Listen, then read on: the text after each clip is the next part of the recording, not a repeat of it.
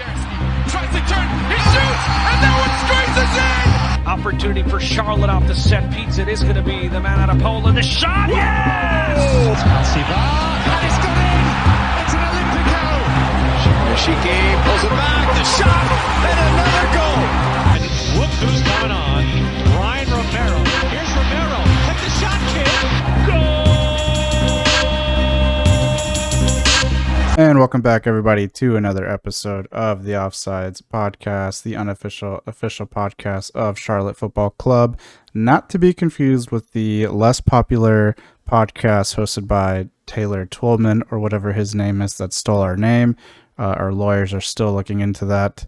But as you guys know, I am your host, Andres Robledo. And as always, I'm joined by my co-host, Mr. Needs to take a vacation every other week, so we can't do the podcast, Pablo Robledo. Pablo, how's your 10th vacation of the year going? Hey, you can blame Gen Z on that, okay? They said take the time off, so I'm taking their advice. How dare you? It's all about the grind set. Do you not listen to Bronico? Come on, man. About grind. I thought you were going to say Gary V. Him too, that scam artist. No, I'm just kidding. That's where my vacations are, just hitting up foreign thrift stores. But we got a special surprise today, Pablo. It's not just you and I, because we need someone's help to close out this season. We brought Jorge T Photovid. You guys have probably seen him out in the field taking photos of Charlotte FC. Jorge, how's it been going, man? What's going on, guys? Thank you for having me. Absolutely. Thanks for joining us. So let's just go ahead and jump straight into it. Let our listeners know a little bit about yourself and what you do and how you get that sweet access to get on the field. Oh man, where do I start? Long story short, to keep it not ramble so much. Made a couple connections before the season started. Just did a little bit of surprise some people with some of my photos and videos. But I wanted to help out during one of the group chant practices that we have on Wednesdays at Camp North End.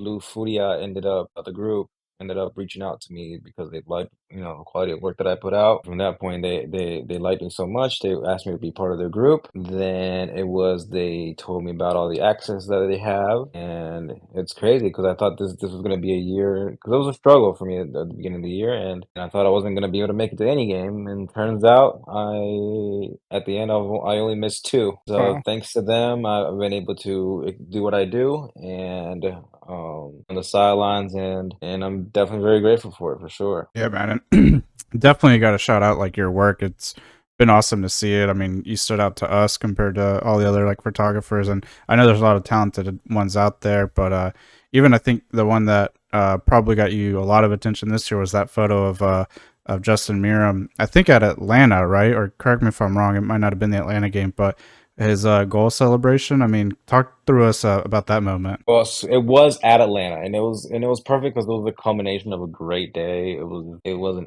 really early start. We all got into the 6 buses, and though everybody knew that the team and Ally put together and rented out for us to make the 4-hour drive down.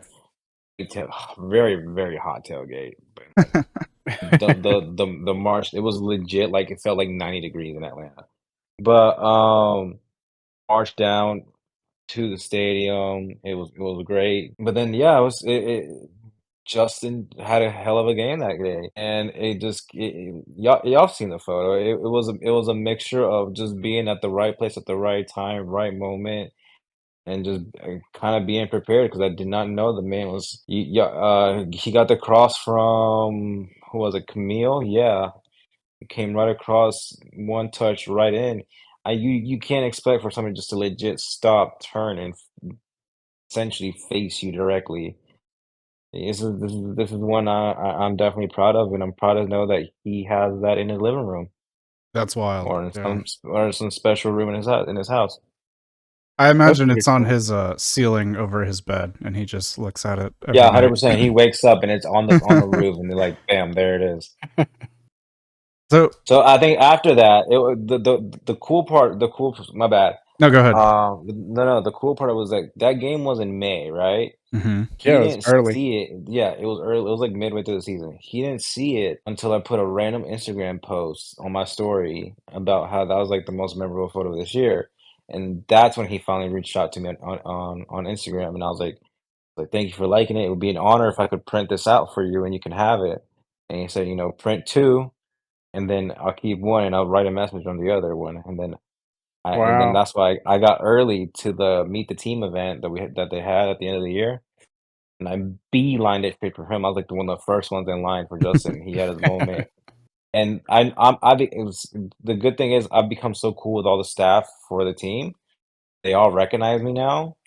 They're like, so they by the time 8 o'clock hit, they were like, okay, you can have your photo in your moment. Nice. Nice. Jorge, I was gonna ask so you doing what you do for the team as far as the photography, you have basically like a special access badge, I'm assuming. Yeah, I have credentials. So yeah, Right. my credentials is through the Blue Furia supporter group. Is So that that's something you who have to like pay extra for, or is that or how does that work? Like how does Furia have the hookup to give you the hookup, or is it like a pay to play thing? well, it's more like I wish it was pay. Y'all realize y'all didn't know this, but I was working. I've been working these games for free the entire season. Crazy, right? That is wild. But yeah. But no, I guess because they're one of the top two groups. They have connections. Then you reach out to Woody, which is or Will Martin, which is the guys in charge of communications, Mm-hmm. and they go through like some portal process and accept, and then they put my name through that, and that's how I got accepted. Cool. Cool. No, yeah, I was just curious if it was like something extra you had to put in just to get, because I mean you get a totally different point of view as far as the games and um just how plays kind of develop and things like that. Whereas we're more I like get best from the seat. bleachers. Yeah, I've been privileged to say that I have one of the best seats in the house. Sometimes one of the worst ones because if I'm on the like our home supporter side on the left side, the guys are like warming up right in front of me, and then I'm like, guys, I'm trying to watch the game. Yeah. So other than that, it's pretty cool. Like I'm able to watch the game legit, the players right in front of me. But then Right. if they're on the other side, I can just look up on the screen and watch it from both ends. And then I see things not many people see on TV, like the interactions on the bench and a Right. ton of Yeah. other things. So Do you ever get do you ever like get sneak peeks of like conversations going on, things like that, But or you, I've become pretty cool with some players like Kerwin. Obviously, I'm Colombian. right? Also has a Oh yeah, photo of what mine part in his are you living from? room. I'm from Pereira. Pereira. So Okay. yeah, so that's he's from Santa Marta, which is more on the coast. Like Hmm. yeah, I surprised Kerwin with one of my photos at a meet and greet that he had at Compare Foods. Also, that was before I started working there.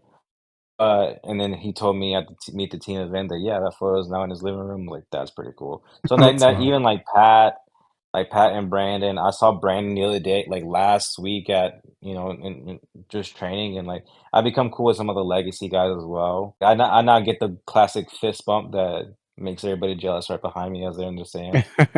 So I take advantage of it for sure. Very nice. I try not to get very too nosy and be like, oh, what's the game plan? Nah, let them do what they gotta do. Yeah, Well, that's smart. So you said you're usually like stationed like right behind where they warm up. Have you gotten hit by like a stray shot yet or anything like that? Or you been pretty lucky? No, a friend of mine did. One of like top Ben's like photographers got like a beeline straight to his face. Oof. dang. Of like of a free kick. So Mm, no, I usually go on the other side, like where the more the rich people get to go, like right behind the fence or the Okay. net on the other side. So I uh-huh. start there first half, and then by halftime hits, I get fan photos on the stands, and then the second half hits, I'm on the other side. Nice, nice. So obviously the Ram photo is pretty iconic to you. What's like another photo or moment that you're able to capture from this season that really stands out to you that you're really proud of? One also that stands out is actually the Chicago game at home. So, like I said, I became cool with Brandon, and he was the one that hit the 2 goals, and I caught his first goal perfectly in focus, like, as soon as the ball left his feet, perfect shot. That was one that I was like, "Oh, perfect timing." It was great. But one of the few ones that those ones, and The other ones are like the Carol Swiderski celebrations, pumps up the crowd and lifts his arms up and all that. Those are the ones that always stick out. Nice. Yeah, his celebrations kind of worry me a little bit. I always see guys get injured. I mean, true. It feels very. It's very just get the crowd going. I'm like, all right, sure, Yeah. whatever. You gotta do what you gotta do. Do you ever get when you're out there? Do you ever get caught in like a fanboy zone where you're like, oh crap, I'm supposed to be taking pictures, and you just get Oh, caught up in the moment? 100%. Oh yeah. I mean, we all know what happens. I would do that. What's happened after the 80th minute this season. So like by that point, I'm like, oh man, what's gonna happen? So Yeah. There's been many moments where I've caught myself just looking and be like, oh damn, I'm supposed to be taking photos. So it happens. I'm like, I don't know. At this point, I don't find too much stress in it. Nice. Well, we Yeah. definitely need to get David Tepper to start paying you for some of these photos because they are Bro, me very high too. quality. Appreciate you guys for sure. Yeah. And like I said, I think you've done a really good job of like capturing like the story or like the feeling of certain matches, like from some of those photos. And yeah, so Tepper, if you're listening, and I know you are, let's get my man paid. All right. At least help me out with some gear. You got the bread. Yeah, that gear is not Oh, you're talking about camera gear too, right? That's definitely not cheap. Yeah. It's not cheap at all, my friend. This is a very expensive hobby to career. Yeah. All right. So moving on a little bit, the MLS playoffs are still going on. Pablo, what is the update on that? You're our postseason correspondent. Oh, okay. Sure. Let's see here. I had the bracket up. Looks like KC is still in the running. I know Charlotte's out, unfortunately, very out. And I was a little bit confused on that because I thought they had like at least 2 games to play. But is it first to 3 points? No, it's so us and New York Red Bulls basically were in a wild card game, which was just winner moves on to the bracket and losers Oh, I out. thought it was like a series of games. Now, so this is kind of like where it was a little weird, with them expanding it to the 9 teams. So basically, 8 and 9 fight for the last spot in the actual playoffs. So what we made it to was technically not even really the playoffs; it was the play-in. It was a play-in game. Okay. Well, it's a to the wild card playoff. game. Yeah, essentially. exactly. Yeah. So. Yeah, so that's just a best of 1. But now the other new twist of playoffs this year, and since we're doing this a little bit late in the postseason, everyone's kind of probably gotten used to it or has opinions on it now, and maybe we can talk about that. Is that the first round is a best of 3? So the higher seed plays home for the first game, and then away, and then home if it gets to the third game. What do you guys think of that? Because I'm not a fan of it. I think I've voiced that a couple of times on the show this season, but would love to hear what you guys think of the best of 3 format. Maybe Jorge, let's start with you. You know what? It's kind of growing on me, to be honest with you. Like it's one of those like it builds it's building like tiny little rivalries and like intense play. It feels very like a group phase kind of thing, and like you gotta try to just get enough to squeeze by or things like that. And I've kind of digging the intensity that it's how the best way I can describe this as a fan is kind of like, okay, so I'm a diehard Carolina fan. If I see, if if in do every single time, if I see these guys all the time, yeah, the intensity is gonna ramp up. Mm-hmm. Games are gonna get more, probably a little more physical. Games are gonna be more intense. It may come down to the wire. Especially like last night, some PKs and stuff like that. So I'm enjoying the more intensity and stuff like that in the actual gameplay. It did caught me off guard. It's like, why is this a best of 3 and not just 1 win and get in? But I don't mind it now for sure. Yeah, I agree. I think it does kind of slightly build some small rivalries. I would say probably, besides the obvious Atlanta one, I would say the Red Bulls are another one. I feel that they're somewhat rivals, even though they're not in like our area. But like every time we play Red Bulls, I always have like a chip on my shoulder. I'm like, we have to beat Red Bulls. That's like on my calendar when they put it out, like that's a must win for me. But I don't. Would you guys have any other ones that are kind of slightly rivals besides Atlanta?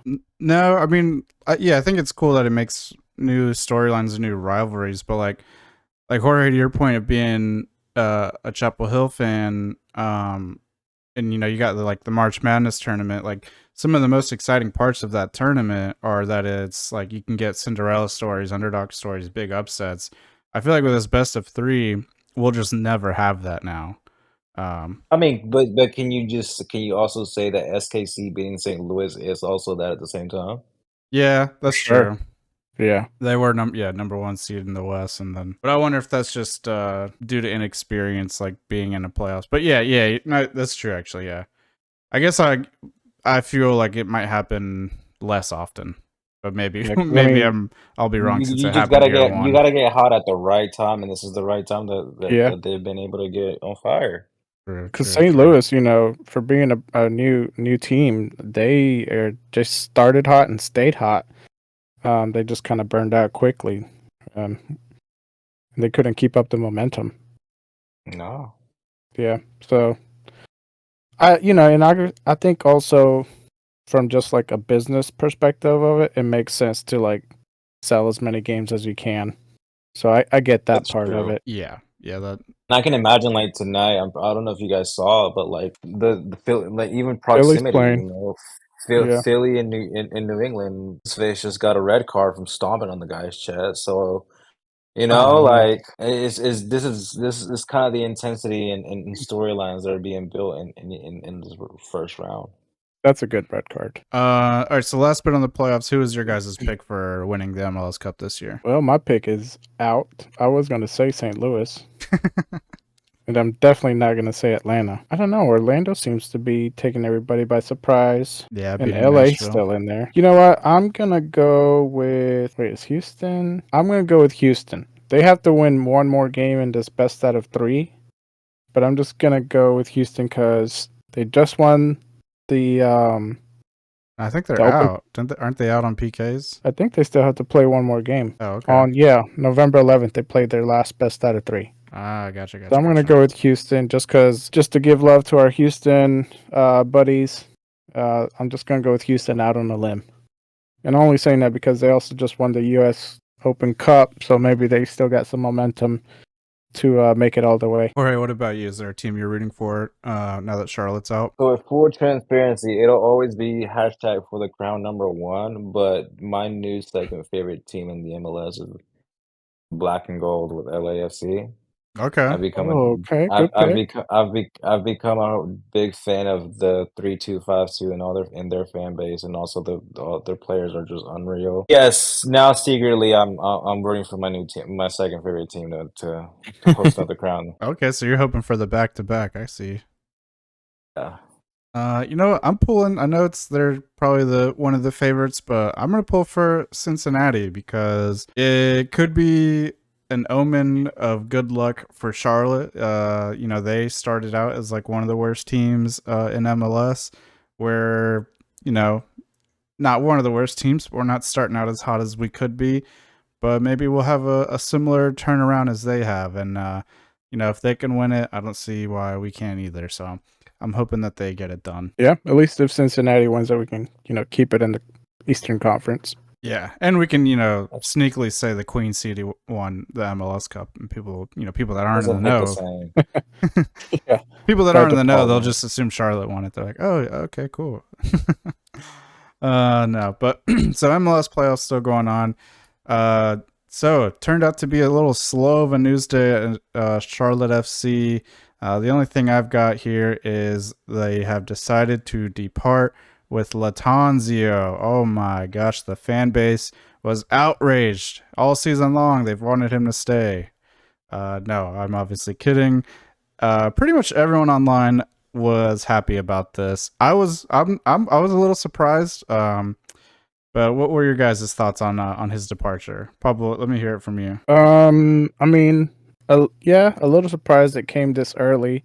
He's only been with us a season and a half. He barely had that much time to really put like a good game plan, or like a good squad together. When he took over coaching, he had how many transfer windows has he had to work with? Like 2, maybe 3? I can't recall. But I feel like he wasn't given enough time to pull a decent game plan or squad together. We talked about this several times throughout our episodes, but I feel like he should have been given another season just to see like how things developed, or if he was just going to keep the same rhythm. But we're in a new day, new age, where if you don't perform right here, right now, you're out, and somebody else comes in. I also don't think it helps the Charlotte organization at all, because now we're going to be in our 3rd season with our 3rd coach. So 3rd time's the charm, baby. Let's get it done. yeah, maybe. Hopefully that's what it is. But if we're looking for like a decent coach, somebody that has experience, he's probably going to be looking for an organization that has seasoned coaches behind it. It's like, well, why did they leave? Maybe their time was up. It's not just like, oh, they didn't perform, so we got rid of them. It's like, well, if I come in year 1 and if I don't perform, he's going to be at 2. Like, that's the pattern we're setting. Yeah. And I don't think that's a good one for Charlotte to have. Yeah, I mean, you look No, at I'm not a Latanzio fan by all means. You're a super fan. Yeah, I'm gonna be the one next season wearing the Latanzio in shirts. But no, I just feel like at least give him another season. But yeah, that was it. Yeah. To touch on one of the things you said about like the transfer windows, I think he had 2, maybe 3. But you think about, I think maybe the first one came like right when he got hired, or a little bit after he got hired, and I don't think he really had any say in that one, because at the time he was still the interim coach. Charlotte wasn't sure what they were gonna do, and then you go to the winter one, and that one's always going to be harder to like actually get stuff done, because it's right in the middle of like all the other league seasons. And that's when we brought in Petty and whatnot. So maybe that one was like a C+, B-, grade on him. And then his last transfer window, we were pretty restricted due to the issues we were having with Andre and Nuno. So they essentially could only go after free agents. So even then, he didn't have like full say on like what to do or anything like that again. So I mean, if you think about it, like he really did only have like maybe one transfer window to try to build the team to fit his system. But that being said, he didn't do himself any favors, especially towards the end of the season. It definitely seemed like he was fed up with the fan base. Threw 1,000 excuses out as to why matches were going bad. I mean, I don't remember if we talked about it on one of the episodes or not, but there was in one of the post game conferences, I think it was after the first Miami game where they tied 2-2. Carol Rogers asked about like, hey, why does this keep happening? And you guys keep letting leads slip. Yeah, thank you. And she talked about and just asked like, why do leads keep slipping like so late in the second half as well? Because we let in that second goal like late 80th minute, and he got upset about it and was like, why do you guys keep asking about this? Like, well, it happens. Like, paraphrasing, but he basically got upset that she even asked the question. And I thought that was a bit ridiculous, because that's like a totally fair question when you've done it 15 times in a season. So stuff like that just definitely rubbed the fan base the wrong way. And then his inability to just like adapt and change when things weren't working. Like he was just so stubborn and just kept to how he wanted to do things, and didn't really adapt to anything. So not surprised that he got let go. Well, I am surprised, because I did think they were going to give him a second season, but I think the decision is justified as well. Jorge, what were your thoughts on the situation? You know what, guys? This is what I'm kind of indifferent on, in the sense of like the man got dealt a very bad hand to start the year off. Yeah. Anton passing and all these, and then all the off the field issues, right? A lot of that he could not control, and then the emotional toll from that. So I was one of the ones that was like, give the man some time and like give him some grace because this is a lot for one team to go through. Start the year off. Especially your Then it first year as a became head coach. yeah, especially once you're labeled your quote your job title is not head coach of Charlotte FP. And I was like, and then so I was like, I was on the give the man some grace and a chance out, not the end of the out, but like man some slack. Yeah. Then it became to the point of like, and your actions are getting really hard to defend sometimes, and I'm like, come on, like it's all the low blowing leads and all these kind of things. It became really hard, and then not putting all the players in the position to succeed and on the right positions. I'm like, dog, it's getting really hard to defend you. I mean, like, I get it. I just can't, I say that that's okay, right? All the Yeah. press conference stuff, I was like, to me, he was essentially saying the right stuff. Obviously, that the Carol Walton one was what got blown out, and rightfully so. Like the ones throughout the year, in pregame or postgame, to me, I felt like he was saying the quote unquote politically correct thing. Delivery was just wrong. Delivery and how it came across just it was what rubbed the wrong way.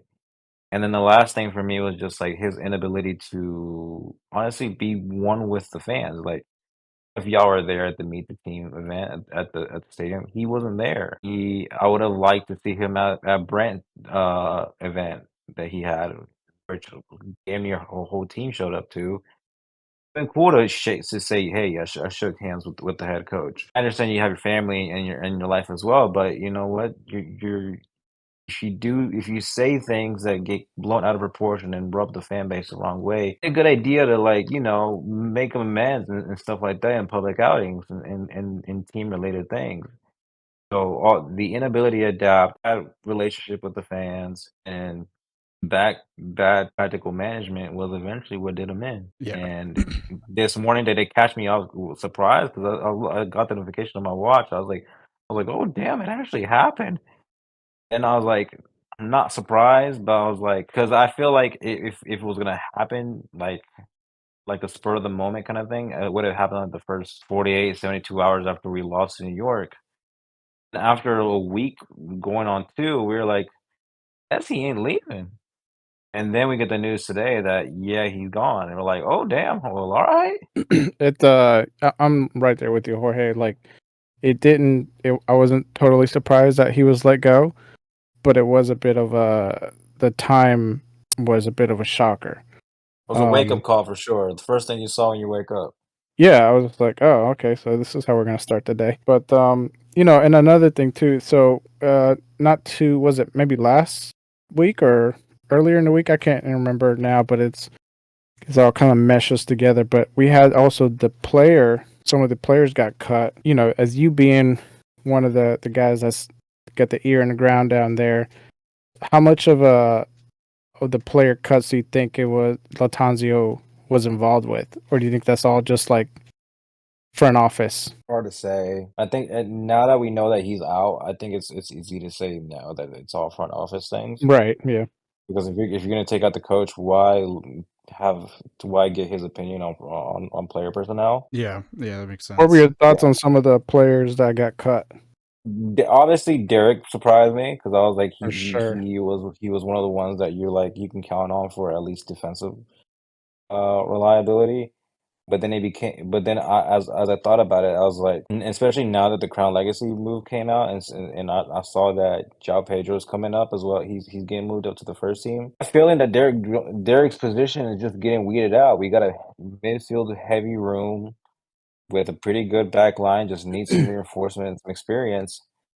I don't know where he's gonna fit in now. Yeah. And Mackenzie Gaines was one that was another heavy hitter, but also I think he that just one made got weeded out sense. as well. It Yeah. made sense, but it was also like his one quality was really good when it was there. Yeah. Yeah. Which was that So which run was the really speed fast on the and be sideline. exactly. Yes. I liked So it. I'm with you on that. Andres, not so much. No, you He's gotta bring more to the table than just being fast. You gotta at least hit the ball. Come on now. Yeah, just to go over who all is getting cut, or options declined, however you want to label it. Harrison Awful makes total sense. Mackenzie Gaines, Chris Hagar, that happened I think earlier this season, anyways. Pablo Cicianega, Jan Sobozinski, and Adrian Zendejas. Derek Jones out of contract and will be a free agent. Justin Moran out of contract, but the club is giving him a new deal, or they're at least in negotiations. So I know some people online said, well, hey, like the Derek Jones thing, maybe he is just his contract ran out and they're going to do something else with him. But I think them not mentioning anything in their statement, but mentioning something for Moran kind of shows that he's probably no longer going to be with Charlotte, unfortunately. All the other names I think make sense except Zobosinski. I was just gonna say that, like that one doesn't make sense. He didn't get a ton of playing time under really either manager, but I thought every time he hit the field, he looked very solid, and he's young as well, good on the ball, has a good long ball. So I think that one will be missed as well. And the main thing you said was the young part, where like, sorry, what was that? he's a defensive. They have him. They have him at center back, right? Yeah. Yeah. Well, yeah. He eventually got taken out by Privet. Yeah. And then on the left side, that's when Yedek come in, and obviously you're gonna bring him in and replacing him. So then all his playing on just got taken out by experience and better play. Yeah, but at the same time, it's like, look what happened to our defense early in the season. We had what's his name, Tulioma, or Tulioma. Yeah, he was one of our main guys. He got hurt. Carujo is still out. I think Jabosinski is a good enough player and young enough. He held his own. Where he can he can still be developed, and then eventually he'll take over. I'm not saying he's a starter right now. He's not a starter next season, but like he's a good sub player or a fill-in for when players do and eventually will get injured. So not only just that to too, get rid but of him. if a new manager comes in and he wants to play a more traditional system, right? Maybe Privet's no longer there as that center back because his biggest quality was that he could push further up the field and play as an additional midfielder. That's why I think that Crown Legacy upgrade for what's his face is going to be huge. Yeah. I mean, I wouldn't mind seeing a couple of those legacy guys come up. I only got to catch a couple of their games, probably like maybe 6 or 7, but I was impressed every time I saw them, especially when I went to see them live. Like, I thought they looked honestly like just as good. Like, I didn't think the skill was like that far off from the first team. So I think a lot of those guys could make the jump up. Yeah. This I feel like this it's also like a thing of like clear. It just shows, at least to me, it's a sign of the holes that are going to be filled in all season. Yeah. The other bit of news that I wanted to cover and get your guys' takes on is it looks more and more likely, not 100%, maybe like 75%, that Karol Swiderski will probably leave this offseason. He's training right now in Poland with a Polish club team just to stay in shape for the Euro qualifier matches that Poland has. But while he's been interviewed over there, he has said some comments about how it's very, he wants to go back and play in Europe. He wants to play in Serie A, wants to be closer to home, things like that. And he said he hopes his agent is, working hard to make a move happen. So I think just that comment alone kind of shows that he is hoping to make his move. And there was another comment he made where he was saying, it might be hard for mid-table or lower table clubs to pay a lot of money for him, like 10 million, but around 6 or 7 would make more sense, and he hopes Charlotte can make that happen. So again, he's kind of trying to push for a move. What do you guys think about that? I mean, how does that leave Karol Swiderski's legacy on Charlotte FC, and where does the team go from here? Man, I think that's going to leave a big hole in our striker position. I think you and I talked about this a couple episodes ago, where like he's got the potential to become one of the first legends at Charlotte. The way he played last season, the way he played this season, just the stats he's put up. He was kind of on track. He's also a player that, if he wanted to truly leave and go maybe be surrounded by greater talent, he could do so within the MLS. And we wouldn't have minded that. But, after reading those comments, I kind of sympathize with him a little bit. Where like it does make sense because he does get called up to play with the national team quite a bit. So I'm sure the going back and forth gets tiring. So I kind of feel for him on that sense. But I'm sure also after this season, all the attention that Capetti got, I feel like he didn't get enough praise this season as for as many goals that he put in. Mm-hmm. So I think he kind of just got tired of it. He's doing all this work, putting all these balls in the back of the net, and then our defense is still just like letting leads go by, and he's probably just tired of it.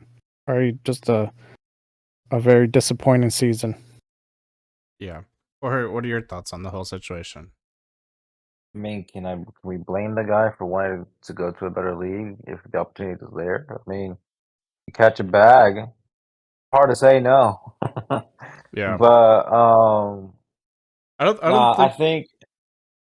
Sorry, I was just gonna say Say what? I was just gonna say onto that point that I don't think he will get like that much money, just because to me like he's definitely a standout player in Charlotte FC, but I don't even think he's like that much of a standout player in the MLS. And once he goes over to a top 5 league, I think he then definitely gets pushed further down in terms of like quality.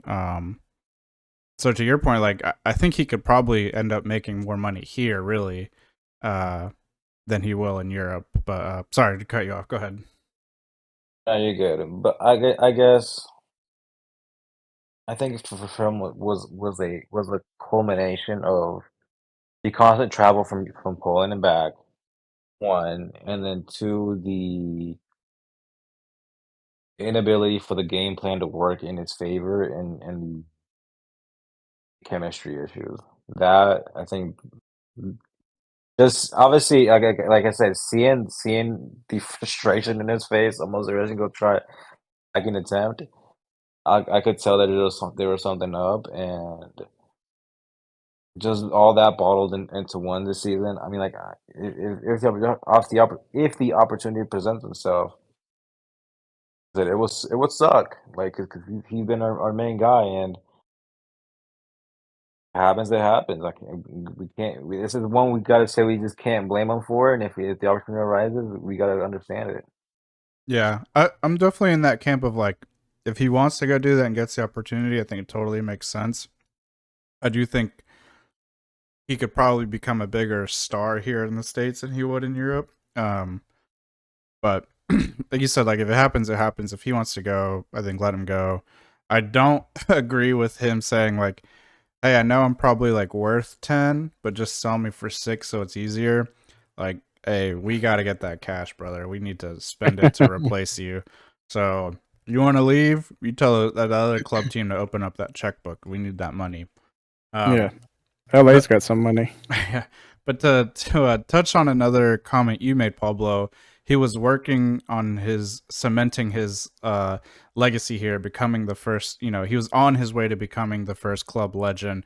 So if he leaves now, would you say he's done enough to be like a legend at Charlotte FC, where 10, 15, 20 years from now we're going to talk about him, or has he not done enough? I mean, I think my bad, my bad. no, go ahead, Jorge. I think if he stays one season, he has a big year. Then yeah. So you're saying he would still need one more season, right? I mean, yeah. Like one I more think season, like so. this year, basically. Yeah, like this upcoming season. Yes. Yeah. Like, What about you, Pablo? Where do you lie on this boat? I'm gonna have to slightly disagree there with Jorge. I don't think he's a player that we'll be talking about, 5-6 years down the road. If he leaves, we'll probably miss him the next 2 or 3 until we kind of just move on to the next guy. But just this season alone, he's put in 12 goals and 5 assists. That's 2 more goals than last year, 1 more assist than last year. And nobody else has even came close. Capetti is at 6 goals, so like halfway there.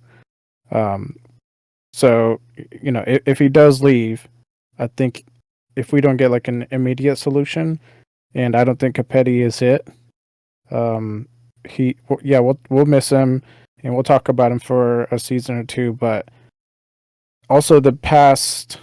But he's not going to be remembered the way like no, because this Wayne season Rooney wasn't memorable. remembered. No, because this season was not memorable. If anything, everybody just kind of wants to forget about how the season went. Along with the talent, if it's not a memorable in my mind, if it's not a season worth remembering, you're not going to remember the players who helped make it. That great. I mean, well, fair enough, but you also can't tell this. Oh, it sounds so weird, but you can't tell the story of Charlotte FC in the beginning of it without telling the story of Carol Swiderski as True. well here. Very true. Absolutely agree with that. Like he's one of the founding, members. He's one of the building blocks to it. But will he be just another, brick in the wall, or is he going to be like one that everybody stops to admire? Time will tell. Yeah, I think 2 seasons and 22 career goals for Charlotte FC, and like he helped the team get into its first ever postseason game. I think that'll probably be remembered, but I don't think he'll go down as like a club legend, especially 10 years from now. Like if we don't have a guy that scores more than 22 goals 10 years from now, like that's really like that makes me sad for the club. I mean, LAFC have a guy this season who has scored 20 goals. Acosta for Cincinnati has scored 17. Gia Koumakis for Atlanta United FC scored 17. So I think it's like it's a good starting point. He's kind of set the bar, but I don't think it's like this high bar that's going to take forever to pass, or even really be remembered. I think this season will be remembered as the first season we made playoffs, and when you're telling kids about it one day or something, you'll be like, yeah, I remember that season. Like, oh yeah, that Carol Swiderski guy, he had a pretty good season. Yeah, like nothing crazy. Yeah. 12 goals, not bad. Like won us a couple games, but I still think this season was more of a team effort than one guy carrying us. Really, he definitely had some games where he was the main focal point, but I don't think it was all season long. It was sprinkles of everybody doing their thing. Yeah. Like there was a stint of like 2 or 3 games where Moran carried us. There's Vargas at the early part of the season was kind of the carry. Yazwick, even at the early part of the season, was kind of the carry. Mm-hmm. Sure. I think that's what the season will be remembered by. But and the only reason I ask is I'd posted about it on Twitter, saying like if he leaves, like he's not a legend. Like we cannot say he's Charlotte FC's first legend, at least not for me. That didn't quite accomplish enough. So wanted to see where your guys' takes were. Some people, say that he is the first club legend and whatnot, but I just don't think he's done enough. Yeah, and I think also, go ahead. I was gonna say, and I kind of agree with what Jorge was saying as well. Like if he were to stay one more season and have like a breakout, like a standout season, where maybe he wins like the top scorer that season, or maybe he gets us to like a semifinal or a final in like the Leagues Cup or something, or we have a playoff run because of him. Then I think you could say that. But the guy like didn't really win us anything, was never like a top scorer or like standout player in the MLS. Like he was good, and that's kind of it. Like he's been the best in like a pretty above average like group so far. So yeah, I think just going back into the longevity of it would probably have to be the main factor. How long? Because when I think legends, I'm thinking they've been around for a while. Now They got some tread on his tires for sure. yeah, because I'm thinking just for the main one that everybody knows, Donovan. Everyone knows Donovan. They relate him to the Galaxy, but I mean, how long was Donovan in for? So that's another main factor that kind of I take into it. But as far as MLS, he's in stats right now. He's at 14th for most goals. Well, not most goals, but just goals in total. Yeah. Which is not bad for barely making it to the playoffs type of team. But he does have some memorable moments. I'll always remember that first free kick he made. That sneaky goals against Cincinnati. Was it? Yeah, I think both of those were. Yeah, I was for gonna say you remember Cincinnati. 2 moments from one game. Well, That no, happened last the year. free kick was last year, and the Cincinnati one where he snuck that foot in this season. Oh yeah. A little topo. So he has some memorable goals. Maybe not like Vargas. That I was was gonna say like he's got more but memorable goals. Even freaking Reyna from last season with those 2 Miami goals. I mean, that's a little yeah, bit. he's got enough for like a highlight reel if he ever does come back and retire with Charlotte or hang up the jersey. Enough for a little 30-second clip of some highlights. You're crazy if they hang up his jersey. Like, come on. I'm gonna go buy one right now before he leaves. Yeah. All right. And then I wanted to talk on this isn't really Charlotte FC related, but it is MLS transfer rumor related. Pablo, you're in luck. Your favorite player is No, set to join Inter Miami. Luis Suarez is coming back. They're bringing the band back together like we called earlier this year. He's going to be, it was rumored to be joining Inter Miami, and it looks like Josef Martinez will be on the way out to make room for him. Are you excited? I hate everything about that. He's gonna be playing goalie, hopefully. Yeah. No, I mean it doesn't surprise me that he's back. When will Neymar join? Who knows? But I'm not a big fan of Suarez at all. He bites, he cheats. I'll take So a bite at the league. yes, oh my god, the dude is garbage. Anytime I see a post about him anywhere, I always get in the comment section. I'm like, yeah, remember when he did that handball and he bit people? And then people go crazy over that, like it didn't happen. My defense to him is that it was only 2 people, all right? Yeah, Mike Tyson bit way more. Yeah, he bit a guy's ear off. But Jorge, what do you think about that? Miami just seem to be getting, I don't know if stronger is the right word because they're all like 37 and up. But How do they keep getting away with it? These guys are big signings.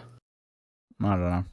Yeah, hold on, I don't know when we started building super teams in soccer now, but Mm-hmm.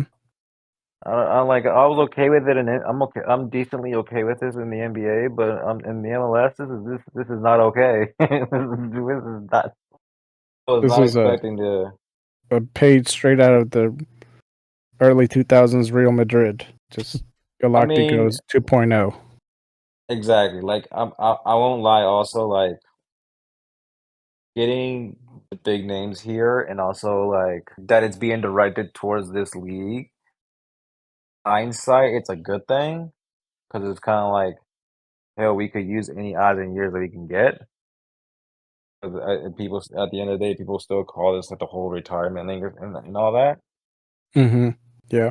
But I don't know. You got to try to play. You still got to play fair at the exact same time. You Yeah. can't be hogging everybody. Distribute the wealth a little bit. Yeah, let us get Busquets for a couple games. Come on. Or Haaland. I know, right? That would be sweet. We get Haaland for one game. Oh yeah, I just wanted to throw that in there. I know that was gonna trigger Pablo. But anyways, let's jump into our recap of the season. We'll try to be a bit quick with it since we are running a little long already. We don't want to keep Jorge up too late. But let's just jump right into it. So probably got the first thing here on the recap section is just how it started and, our expectations at the beginning compared to how it actually ended up going. Why don't you kick us off with that? Well, starting with the offseason signing, the biggest signing that we probably had was Capetti. A lot of hype behind Capetti. There was a lot of hype behind, we ended our first season. We didn't make playoffs, but for a first year team, we fought really hard and everybody was behind Latanzio. Everyone's excited about the new signings. We killed it in the preseason. And then the regular season started and it all just kind of went downhill. Um, we lost what? Our first 3 games at least.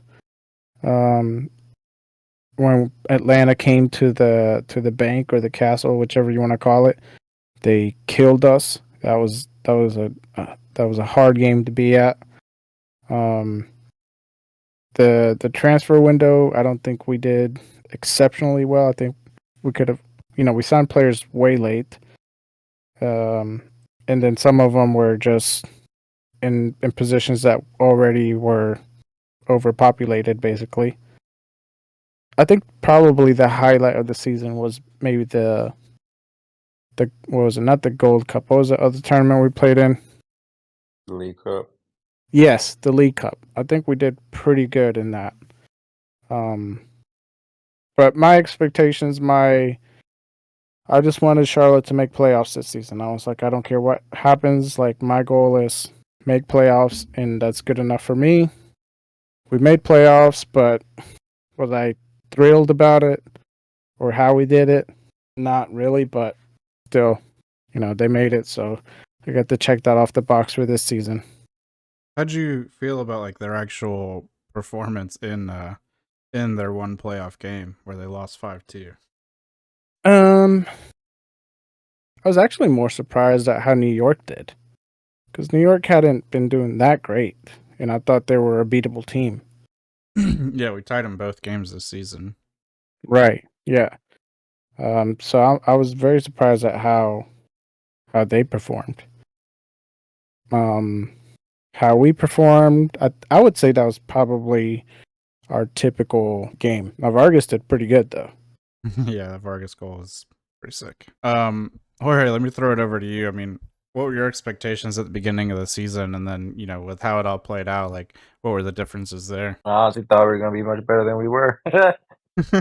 But nah, I think that's how it's It's gonna be a hard to long. say, right? It's It's just hard to because. say because no, look, you're expecting all the good. I came in with such high expectations. Be like, okay, look, we got a squad, we got veterans, we got young people to learn from them, Mm-hmm. and and then we're off and running. We didn't expect things that we everything else, The the things we injuries, didn't, the injuries, the death, the off field. We didn't expect none right? of that.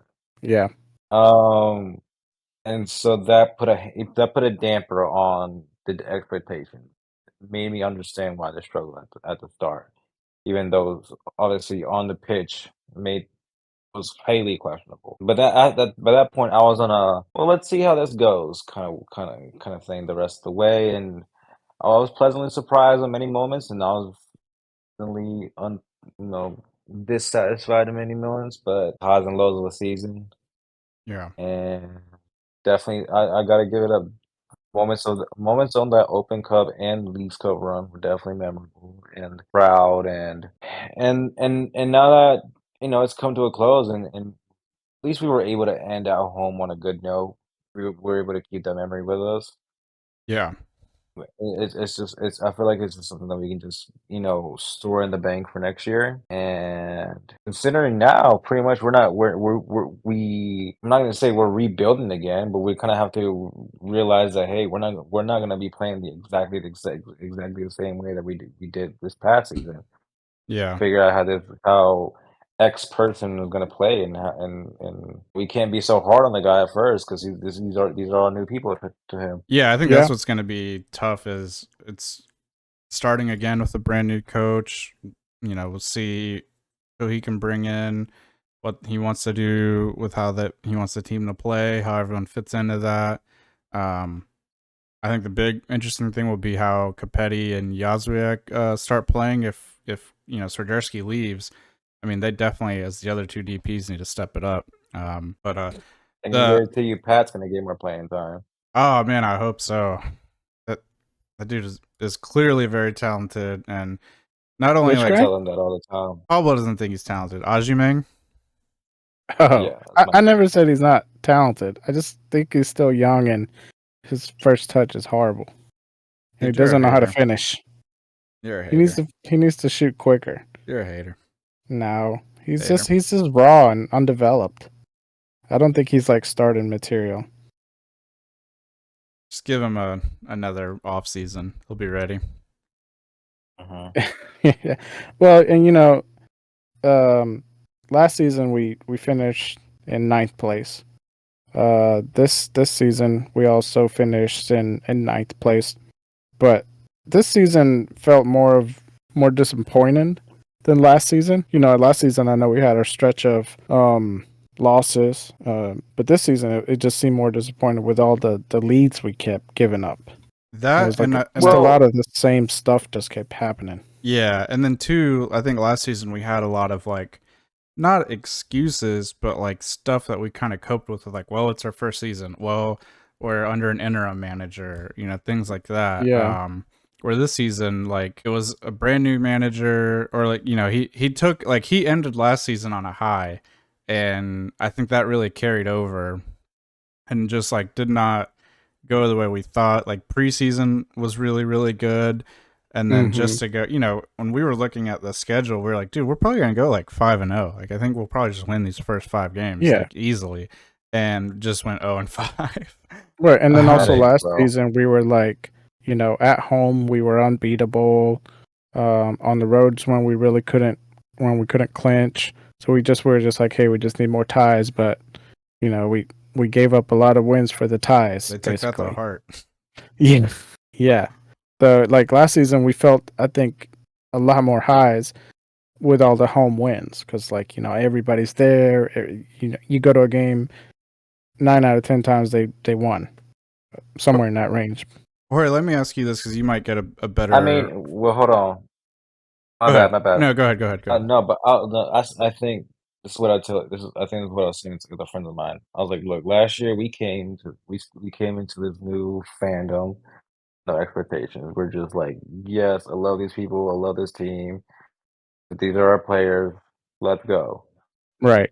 The problem with us is that we came into year 2 with expectations, and then I agree with that because they didn't statement. get met, because they didn't get met, and we saw how the product on the field, and that's when things went down.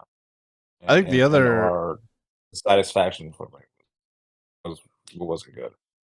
I think the other frustrating part too was there were times where they did meet those expectations and they did look like one of the best teams in the league. Like the game against LAFC sticks out to me about that, where like they look like world beaters, idea how man. They pissed I look was so over there. good.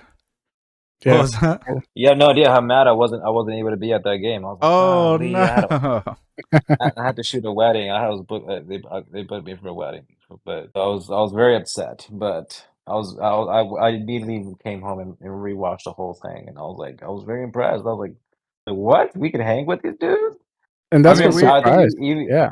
that's exactly. Even was surprised. Like, we can't. We're like next day. We were like, yo, if we can hang with these guys, we can hang with anybody. Exactly. And not only LAFC game, but like, the revenge game down in Atlanta. yeah. Like we easily beat those guys. And it's like, We should have beat okay, Philly too at home yes. again. Yes. But then it was just a lot of the same old, where it's like we gave up the leads, inconsistent lineups, and kind of recapping or going back to like the Latanzia comments. Not only was he like didn't seem like he was distant from the fans, but also just very dismissive of like, these are the issues. What are you gonna like? Why aren't you fixing them? We're And it was not just Real the Madrid. same office answer. Yeah, it was just the same answer. It's like, okay, like we want some answers. Yeah. Jorge, I wanted to ask you, since you're being like in the stadium, like on the field, year 2 compared to year 1 for home games, did you feel like for the majority of the season, it was like definitely not as like positive as vibes, like not as fun going, like kind of thing. Because from a few of the games I went to, it definitely felt like that. It didn't feel like every home game was like this super fun like event. Some of them definitely felt a bit more like bitter. But once we started hearing the booze at home, that's when it started. That's when it became real. And that came pretty early. I mean, Because Atlanta at it home. came pretty early, 100%. And it was one of those where you could feel the intensity and like you could cut the tension with a knife sometimes. In a Agreed. crowd of 30 in a crowd of 30 plus, you could just feel like nerves, which is really weird, but kind of cool at the same time. No, I mean, I remember being at that Atlanta And it's game. funny though because last year I'm just a random person on the stand just watching the game, meeting, making some friends. And this year I'm now on the march and damn near getting showed on the jumbotron the whole time. So I'm feeling the fan base more this year, obviously, Hmm. but then I'm also feeling the passion and the dissatisfaction with it at the same time. Yeah, yeah. What I was saying is at that Atlanta game, I was there, and when they started booing, I was shocked because I mean that had to have been only the what third home Third game. game. Yeah, Yeah, third so game. and just for and that was just the telling point of like how quickly the fan base had put expectations on the team and how Mm-hmm. far away they actually were from meeting them. But I want to just touch on how the season ended and how different the home atmosphere was in that Miami game, where they got the win and got into the playoffs. Were you able to make that game, Jorge? Oh, what was not missing that game at all. Not a wedding in the world could have kept you from it, Nope, huh? nope, nope. They could have paid me $1,000. I was not dang, I was not missing that one at all. Yeah, and So I forego the money. what were your experiences at that game like? And then I'll kind of touch on what it was like for me being there as well. And how It many was special pictures because of like Messi did you take? I got to get 3 good ones. 3 good ones. It was like that was hard to get. No, but Pretty. first of all, it was a special. It was a special moment because I got to bring my mom to the very first game. Oh, cool. So she got to enjoy it. But my Lufuria people took really good care of her while I was during the game. So she got to enjoy it from the supporter section and had a good time. So that's what made the game extra special. But the weather was pretty good. It was a great day. So you could I felt it from the tailgate, the passion in the mark and everything. But like and I could tell like it was no ordinary game. Security was way tighter than normal. Yeah. Rules were put onto us that didn't have the whole season, which rightfully so. The goat's in town. But I knew it the day before. I was like, this is not going to be a normal home game. True. Yeah. Well, what a way to end it, though. Yeah, I Win at mean, Oh, home. 100%. It was when was it? It was like somewhere it felt if it felt like your ultimate Charlotte FC fandom around the 75th or so. All of a sudden a random Charlotte FC chant just came hmm out of nowhere and it spread it out through the entire stadium. I was like, goosebumps moment. And then another one, it was like around the 84th or something, like past the 80th, obviously. When people right in front of me, but technically behind me in the sports section, they were like, "See, se puede," like, "Yes, we can." They were like a damn near just dragging, pushing the team on to that final whistle, and that's what carried out the rest of the game. That's something I'll definitely never forget. yeah, That's pretty cool. that game going to it, before like there was a lot riding on the game, obviously, but you could also feel it in the fan base of like, this is either going to be one of the greatest moments or this is going to be really, really bad. And Mhm. people are going to get pissed, but you could just feel that raw energy. And then to me, like when the final whistle blew, man, Like that feeling in that It was stadium. like I said, I'm pretty sure y'all saw me tweet. It was like the ultimate euphoric moment. Team celebrating, fans nonstop cheering. It was wild. It didn't. It I thought it wasn't gonna stop. Honestly, I did Yeah. not think it was gonna stop. I mean, a lot of people stayed after too. And then when they showed up like the results of all the other games and saw that like, hey, we clinched the last spot, like everyone was like celebrating that as well. Like even maybe even more than like the actual win. Yeah. And the last thing I want to add to it, it was just I hadn't felt the stadium feel like that since the first home game last year against LA. Like, before kickoff, where everyone is just so excited to finally see this team on the field. And it was like, man, especially after the season we had, like that was uh very well deserved for the fan base, like getting that feeling and being there. And uh hopefully hopefully we can build off of it and build into next season. Going into that, Jorge, what are something you're looking forward to the most for next season? I think personally for me is just kind of get my foot in the door more and just see where that that leads me.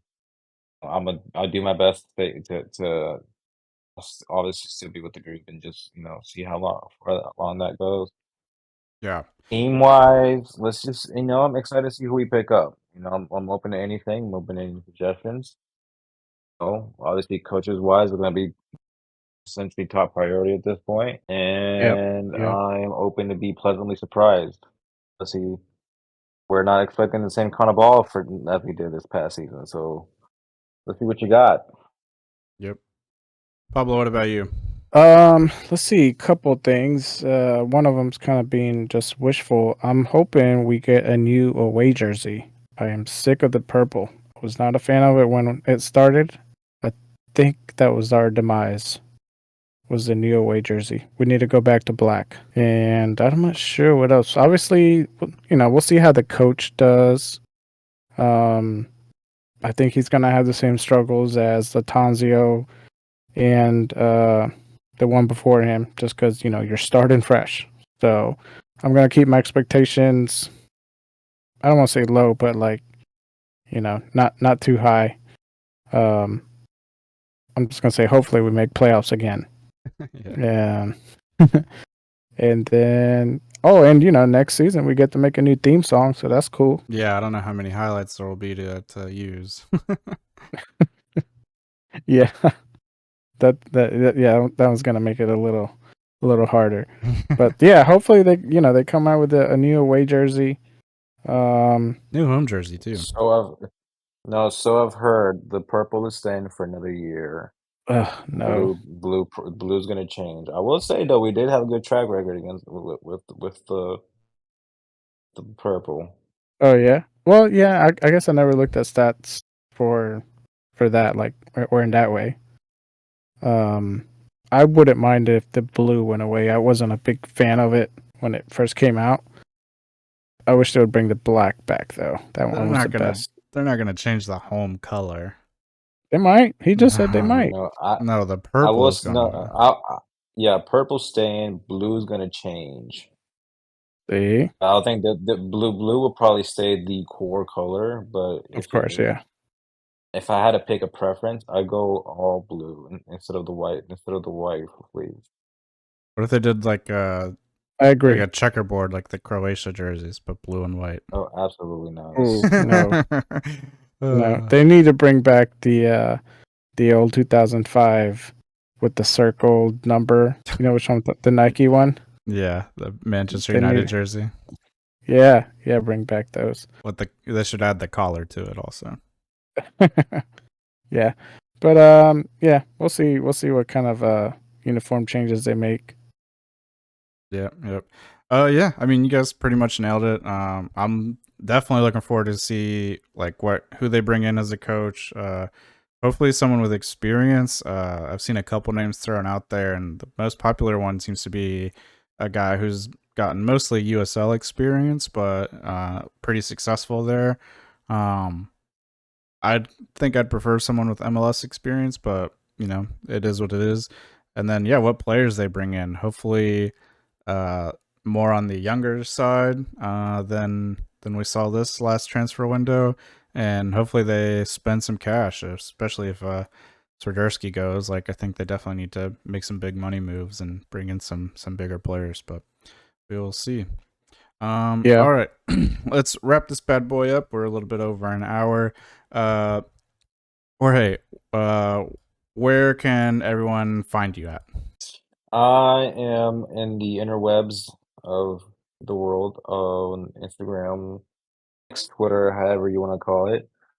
At Jorge T Photo Vid. You can also find me on my website at jorgemtorres.com. Very professional saying that. Yeah, hit me up anytime. DMs are usually always open because you never know where you can get a client at, or just a random message. So definitely open to any kind of friendship. Nice. And as always, you guys can find us on Twitter, Instagram, and YouTube at Offsides Podcast. And we will catch you guys next season, unless there's Yes. some big off-season news that is worthy of recording. But until then, we'll probably be silent for a while and just wait until preseason starts. I'll catch you guys next time. Bye. Peace. Wow, wow, wow. You got to love that.